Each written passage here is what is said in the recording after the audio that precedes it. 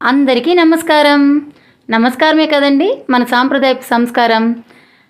కల్కితో కబుర్లు, సరదాగా కాసేపు. Like, share and subscribe. అందరికీ నమస్కారం. ఇది ఎక్కడో తెలుసా అండి? తిరుపతిలోని మహిళా విశ్వవిద్యాలయం సర్కిల్ అండి. బేటీ బచావో బేటీ పడావో అనే నినాదంతో అందరికీ కనుల వింపుగా ఉంది చూడండి.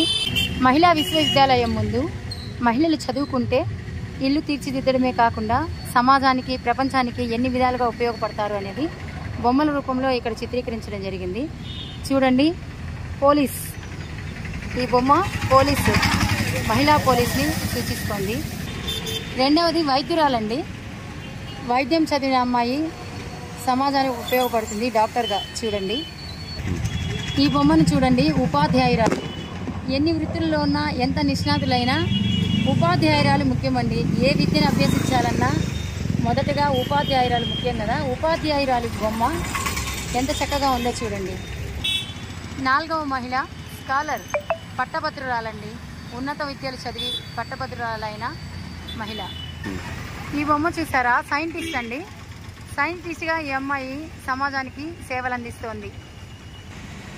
ఈ బొమ్మ చూసారా, గృహిణి అండి, హౌస్ వైఫ్. గృహిణిగా తన ఇంటిని చక్కదిద్దుకుంటూ, పిల్లల్ని చక్కదిద్దుకుంటూ, కుటుంబాన్ని పోషిస్తూ ఒక మంచి పాత్ర పోషిస్తుంది. చక్కని గృహిణి బొమ్మ రూపంలో చూడండి. ఈ బొమ్మ పైలట్ అండి. మహిళలు పిల్లల్ని పెంచడమే కాదు, పైలట్గా కూడా బాధ్యతలు స్వీకరించి దేశ దేశాలు తిరిగి తమ బాధ్యతలు నిర్వర్తిస్తున్నారనేసి చూపించే చక్కని దృశ్యం. అలాగే ఈ గ్లోబ్కి రెండవ వైపున ఆడపిల్లను రక్షించండి, ఆడపిల్లలకు చదువు చెప్పండి అనే విధానం ఉంది చూడండి. మహిళలు చదువుకుంటేనే దేశానికి ఉపయోగం అని చెప్పబడే చక్కని దృశ్యం.